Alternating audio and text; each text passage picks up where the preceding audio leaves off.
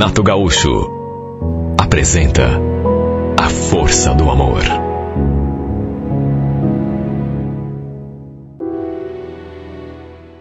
Olha, não era de hoje que o nosso casamento estava em crise. Já fazia tempo que eu vinha notando que a Ivete já não era mais a mesma. Incrível, menos de 2 anos de casados. E a nossa relação já tinha esfriado e de um jeito que não dava nem para entender. Não era falta de amor. Quer dizer, pelo menos da minha parte, a Ivete era tudo para mim. Tudo que eu fazia na vida, eu fazia pensando nessa mulher. Só que ela parecia mais distante de mim a cada dia que passava.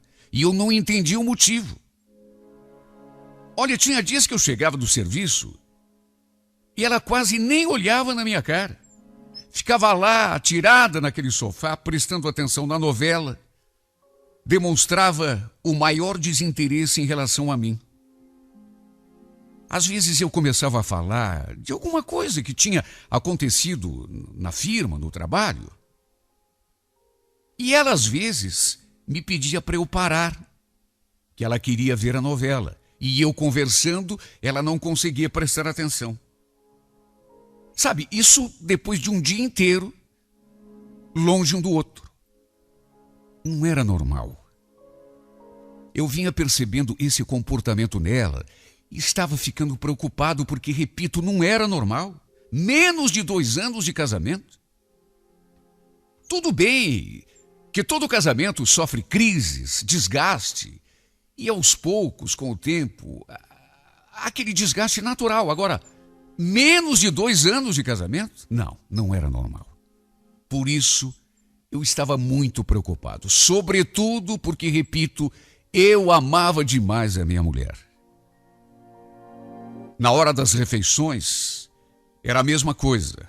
Sabe aquele silêncio, aquele distanciamento? Você sente quando a pessoa está longe. Eu sentia que pouco a pouco estava perdendo a minha esposa. E isso estava me fazendo mal demais, principalmente porque eu não sabia o motivo. Aquilo estava acabando comigo. Sabe o que é deitar na cama, querer fazer um carinho e a pessoa virar de costas? Isso aconteceu dezenas de vezes. Todo dia tinha uma desculpa. Das mais clássicas às mais absurdas. Era indisposição, era dor de cabeça. Outro dia era cansaço, sono. Tudo bem, um dia passa. Ninguém está 10 todos os dias, a semana toda, mas chega uma hora que cansa. Não dá. Até porque ela não era assim. Quando a pessoa é do mesmo jeito desde o começo, ou a gente se acostuma, ou larga de mão. Só que com ela, aconteceu uma mudança que não dava para explicar. Ela sempre foi uma mulher tão carinhosa, fogosa na cama, apaixonada. Olha, nos primeiros meses de namoro, de casamento então nem se fala, a gente fazia amor praticamente todos os dias. Muitas vezes, inclusive, era ela quem me procurava na cama. De repente ela começou a mudar, esfriar comigo. Além de nunca mais me procurar, quando eu a procurava, ela tinha sempre uma desculpa. A gente gostava de tomar banho junto, por exemplo. Pois até isso já fazia meses que ela andava evitando. Quando eu convidava, ela fazia aquela carinha de desanimada. Ai, vai você primeiro, bem. Daqui a pouco eu vou, tá? Eu ficava meia hora debaixo do chuveiro e nada da minha mulher aparecer. Eu sentia que estava perdendo a minha esposa. E isso estava me preocupando demais. Mais do que isso, me deixando triste. Quando a gente não gosta, quando a gente convive por conviver, tudo bem, a pessoa se distancia. Tem vezes que você até dá graças a Deus. Só que quando você gosta da pessoa, ama a pessoa de paixão, aquilo machuca. Aquilo magoa, preocupa. Eu sentia que a estava perdendo, mas não sabia o que fazer para reverter a situação, porque, como eu já disse, para um esfriamento desses, e assim em tão pouco tempo de casamento, tem que haver um motivo. Só que eu me perguntava, eu me torturava fazendo perguntas em mim mesmo e não conseguia resposta. Será que eu fiz alguma coisa de errado? Eu já tinha, inclusive, tentado conversar com ela sobre isso. Perguntava o porquê daquele desinteresse dela, mas ela sempre dizia a mesma coisa. Que desinteresse? Você está doido? De onde que você tirou isso?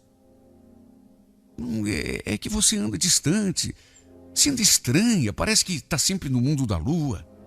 Ah, deixa de ser boba, é impressão sua. Tá tudo bem comigo.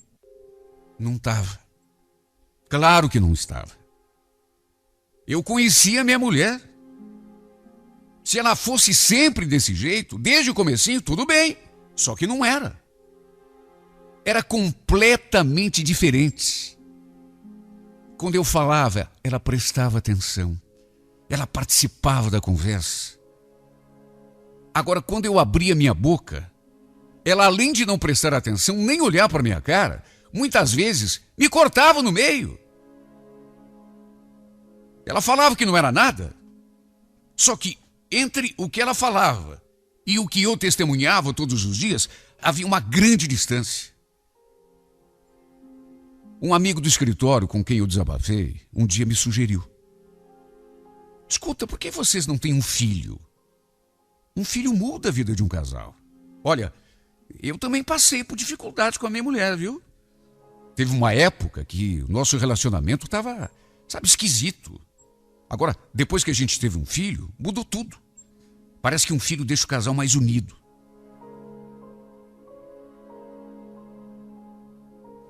Para dizer a verdade, eu já andava pensando nisso. Fazia tempo.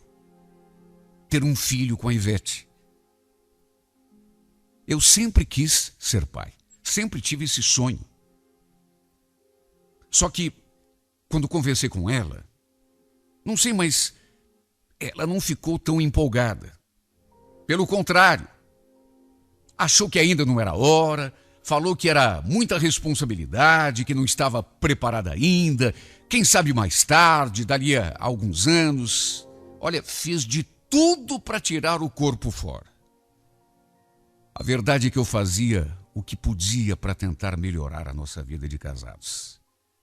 A convidava para comer fora no domingo, a ir a uma pizzaria no sábado à noite, pegar um cineminha, simplesmente passear, ir ao shopping, que é a coisa que toda mulher adora. O que estava ao meu alcance eu fazia. Só que ela não ajudava. Sabe, quando a gente quer melhorar um relacionamento, você precisa da ajuda da outra pessoa. Sozinho, não dá. De que adiantava eu me desdobrar em 10 se ela não se empolgava, não se animava? Pelo contrário, cortava minha onda sempre. Para qualquer programa que eu sugeria, a resposta dela era sempre a mesma, ou parecida. Ah, vamos deixar para a semana que vem, Fernando. Hoje eu não estou com muita vontade. Ela nunca estava com vontade de nada. Pelo menos não na minha companhia. Repito, eu sentia que pouco a pouco estava perdendo a minha mulher. Ela estava se afastando de mim. E a cada dia que passava, eu ficava mais angustiado porque me perguntava o motivo daquele afastamento e não conseguia resposta. Até que um dia, pela primeira vez, ela acenou com uma atitude positiva em relação a uma proposta minha. Eu até estranhei quando ela aceitou fazer aquela viagem.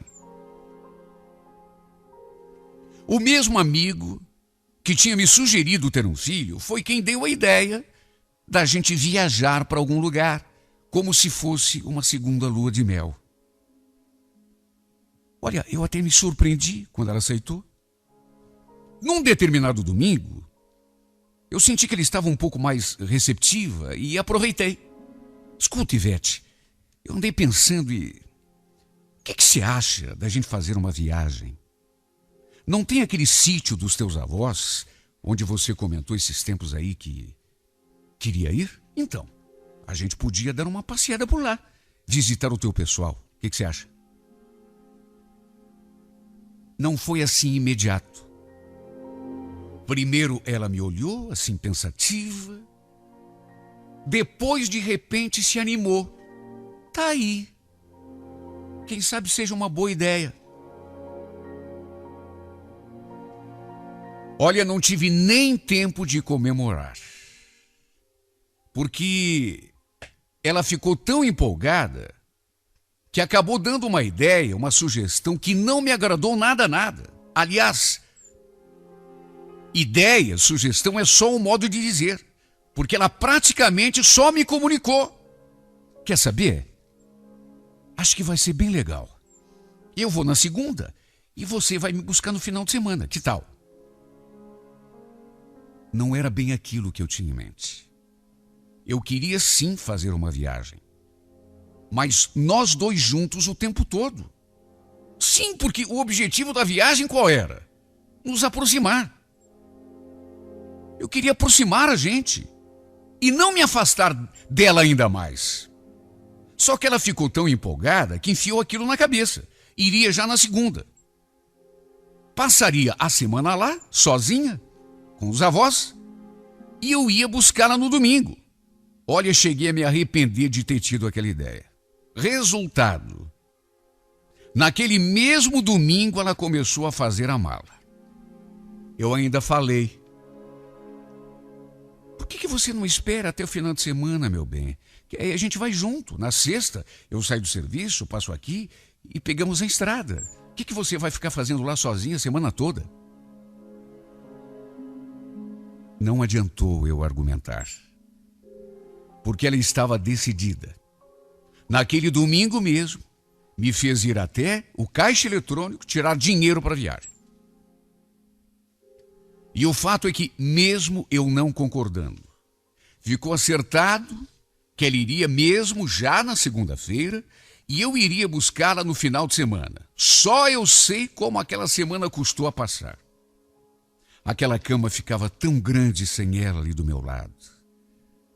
Meu Deus, eu procurando uma alternativa para a gente se aproximar um do outro, para diminuir aquele distanciamento das últimas semanas, dos últimos meses. E aí ela inventa de ir já na segunda-feira.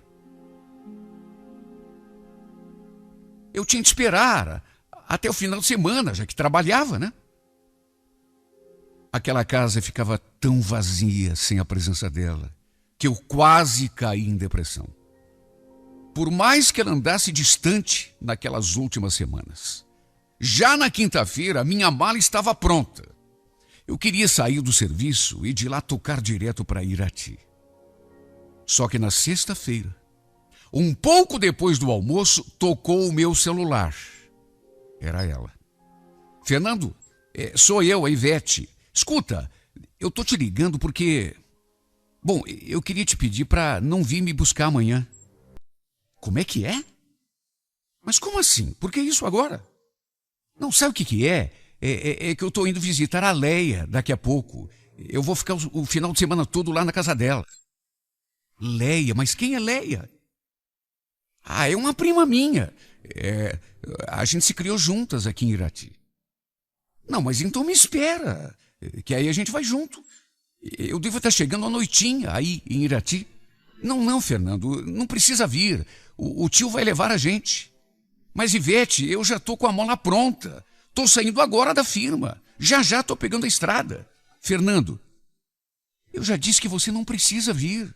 Se você vier, não vai nem me achar aqui. Já tô saindo, inclusive. Tá, mas onde que fica a casa dessa tua prima? Ela não mora aqui em Irati. Ela mora numa cidade aqui pertinho, mas é difícil de encontrar. Mas onde que você tá agora? Como onde? Tô aqui, na casa da avó Dita. Por quê? Eu ainda tentei argumentar, só que mais uma vez não adiantou. Ela continuou insistindo que eu não precisava ir, que lá na casa dessa tal de prima, ela viria de ônibus mesmo, para casa. Puxa vida, deu tudo errado, tudo ao contrário. Todo o meu esforço para a gente fazer aquela viagem juntos, pelo menos aquele final de semana, tinha ido por água abaixo. O tiro tinha saído pela culatra. Ela não queria que eu fosse buscá-la. Disse que não precisava, que voltaria de ônibus mesmo. Só que mesmo assim eu fui. Saí da firma e já peguei a estrada rumo a Irati.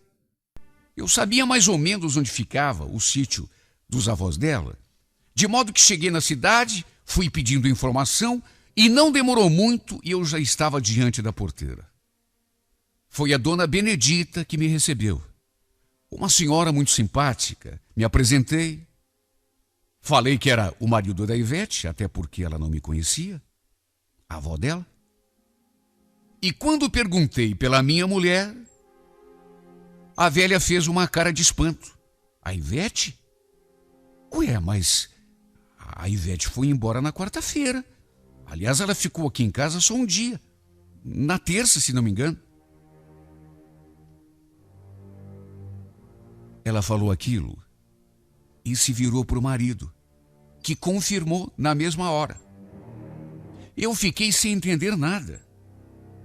Meu Deus, eu tinha falado com a Ivete à tarde. E ela tinha dito que estava na casa da avó. Ainda confuso, perguntei: quer dizer então que ela foi embora na quarta-feira, dona Benedita? Mas foi embora para onde? Para Curitiba? Foi o que ela disse. Eles só passaram aqui para se despedir da gente. Eles? Mas como assim eles? Ela e o rapaz que estava junto. Rapaz? Mas que rapaz?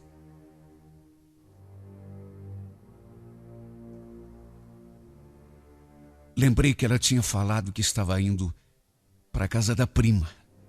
Só que quando perguntei pela prima, que se chamava Leia, a velha novamente fez uma cara esquisita. A Leia? Mas a Leia mora aqui do lado. E lá a Ivete não tá. A Leia esteve aqui em casa agora há pouco, né, velho? Mais uma vez, o marido dela confirmou. A tal de Leia tinha estado na casa da avó Dita naquela tarde, sozinha.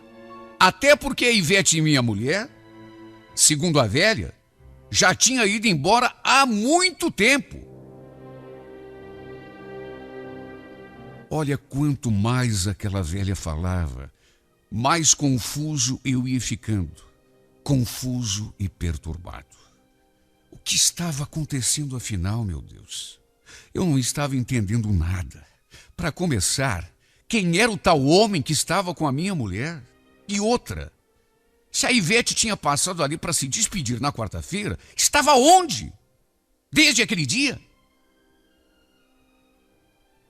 Quando me ligou na parte da tarde, ela disse com todas as letras que estava na casa da avó Benedita e que seu tio a levaria para passar o final de semana na casa da prima, a tal de Leia, que, segundo ela, morava numa outra cidade. Só que a velha tinha acabado de me dizer que a Leia não morava em outra cidade coisa nenhuma. Morava ali do lado.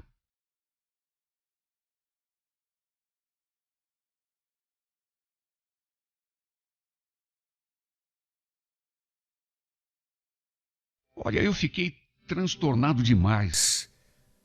Só que apesar de todas as evidências, eu preferi não acreditar que ela tivesse mentido para mim. Eu não conseguia parar de me perguntar quem seria o tal rapaz que estava com ela. De onde teria saído esse cara? Quem seria? Será que era alguém de Curitiba que depois a tinha encontrado lá em Irati? E ela, a Ivete, Se não estava ali na casa da avó, havia estado onde então? Aqueles dias todos. E com quem? Quem seria esse cara? O pior é que não me restou alternativa a não ser voltar para casa. Quase bati o carro no caminho de tão atarantado que fiquei. Aliás, só de imaginar que pudesse ser verdade as coisas que passavam pela minha cabeça, minha vontade era de atirar o carro debaixo de alguma carreta, acabar com tudo ali mesmo. Por que ela tinha mentido para mim, meu Deus? Por quê? Quem seria o homem que estava com ela? Se não tinha nada a ver, se era um conhecido, sei lá, um amigo de trabalho, um colega, por que ela não tinha me dito então? Tudo indicava que a minha mulher estava mentindo para mim, mais do que isso até eu não queria nem pensar. Só que sabe, quando todas as evidências te empurram para o lado, mas você não quer, você resiste. Eu não queria acreditar nisso. Olha, eu acho que nunca passei por um sufoco tão grande. Meu Deus, que situação. Que angústia. Foi, sem dúvida, o pior final de semana da minha vida. Era domingo. Já tinha até escurecido quando minha esposa entrou pela porta. Meu coração saltava pela boca. As emoções se misturavam. Era desconfiança, era raiva, era revolta. Mas era sobretudo medo. Medo de perder a minha esposa. Apesar de tudo, eu a amava. E eu tinha certeza que ela teria uma explicação. Ela iria me dizer o porquê tinha mentido para mim. Tinha dito que estava fazendo uma coisa quando na verdade estava fazendo outra. Ela me diria por que tinha dito que estava na casa da avó e na realidade estava em outro lugar. Deveria haver uma explicação, eu tinha certeza disso. Mais do que depressa, quando ela entrou, já fui com tudo para cima dela, exigindo uma explicação. Eu nunca tinha erguido a minha voz para Ivete. Só que, meu Deus, naquelas condições, eu não podia deixar barato. E mesmo que eu tivesse vontade de me segurar, eu não conseguia. Ela ficou me olhando com o olho arregalado, enquanto eu desfiava o rosário. Quando perguntei quem era o homem com quem ela andava e onde ela tinha estado durante todo aquele tempo, notei que ela ficou ainda mais assustada. Claro, ela não imaginava que eu sabia. Só que eu perguntava e ela permanecia calada. Insisti. Que foi, Ivete? Perdeu a língua? Depois de um longo silêncio, de uma longa hesitação, ela soltou a língua. Ela jogou a bomba. Tá certo, Fernando. Já que você quer mesmo saber, eu estava assim com outro homem. A gente passou a semana toda lá na casa da mãe dele. Não era isso que você queria? A verdade? Então pronto, falei. E agora? Você vai fazer o quê? Me bater? Me matar?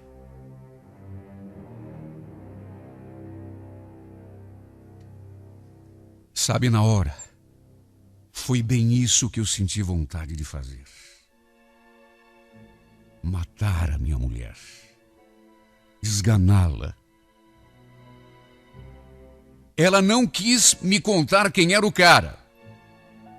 Apenas que se chamava Dirceu. Só que depois, quando fui investigar, descobri que a família dele era lá mesmo de Irati e que os dois já se conheciam desde quando a família da Ivete ainda morava lá. Tinham sido até namorados. Com certeza, devem ter se reencontrado aqui em Curitiba e começado um caso. O que servia para explicar aquela mudança no comportamento da minha esposa.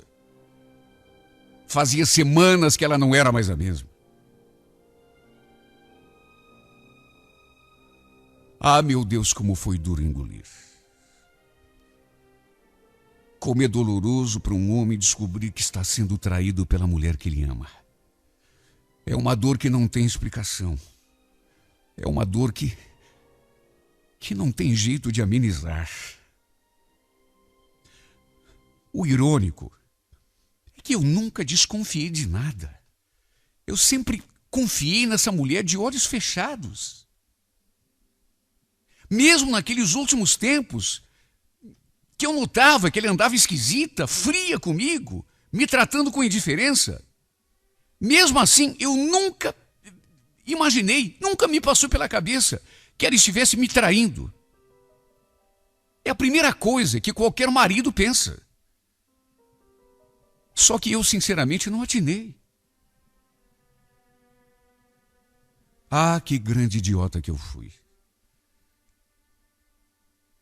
Eu devia ter imaginado.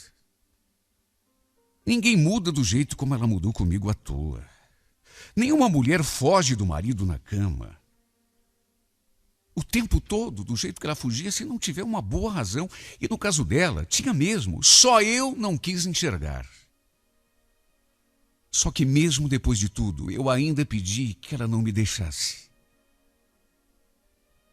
Falei que estava disposto a passar uma borracha por cima do que tinha acontecido. Jurei que jamais ia lhe cobrar nada. Só que nem isso adiantou. Ela ainda teve a capacidade de jogar na minha cara que estava apaixonada pelo tal Dirceu. Disse com todas as letras que era com ele que ela queria ficar. Mesmo que para isso fosse preciso voltar a viver lá em Irati. O mais incrível é que a irmã dela sabia de tudo o tempo todo. E pior, acobertava a safadeza da Ivete. Olha, me senti mal demais quando soube que ela já andava se encontrando com aquele desgraçado há mais de 8 meses. 8 meses, meu Deus. Eu não fui capaz de perceber, nem desconfiar, eu desconfiei. Ah, que estúpido que eu fui. E ainda sugeri a maldita viagem para Irati, sem imaginar que estava, na verdade, entregando minha mulher de bandeja para aquele cretino. Para ela, naturalmente, aquilo foi um presente dos céus. Sem saber, lhe dei a chance de poder passar a semana toda com o amante, sem despertar nenhuma suspeita. Olha, até hoje não consegui me recuperar. A vontade que ainda sinto, que Deus me perdoe, é de morrer. Morrer, ou então matar. Não nego que esse pensamento, muitas vezes, já me passou pela cabeça. Matar. Acabar com a vida daquele cretino e até da minha mulher. Nos meus momentos de maior revolta, juro por Deus, que eu chego até a imaginar um jeito de acabar com a raça dos dois. Não consigo aceitar o que aconteceu. Aquele desgraçado não podia tê-la roubado de mim, ele não podia. Tem horas que eu deito a cabeça no travesseiro e fico pensando tanta bobagem. Comprar uma arma e matar aquele Dirceu, por exemplo. A raiva é tanta que eu sinto vontade de esquartejá-lo, para o infame aprender a não se meter com a mulher dos outros. Eu não consigo me conformar. Não consigo. Ele não podia tê-la tirado de mim, não podia. Essa mulher é a razão da minha vida. Olha, eu ando tão desacursoado, tão sem rumo. que às vezes acho que não vale mais a pena viver. Toda noite o diabo vem me soprar coisas no ouvido. Às vezes eu penso, quem sabe acabando com a raça dele, minha esposa acabe voltando para mim. Eu não preciso ser preso. Tanta gente comete assassinatos e crimes e ninguém descobre. Quem sabe se eu tiver um pouquinho de sorte, eu acabo com a raça desse desgraçado. E ninguém descobre que fui eu. Sei que não posso. Sei que é absurdo. Mas é que todo homem tem o seu limite e eu cheguei ao meu. Sei que não devo. Até porque não sou bandido. Só que às vezes eu me sinto tão revoltado que não sei se qualquer hora dessas eu não acabo cometendo o maior desatino da minha vida.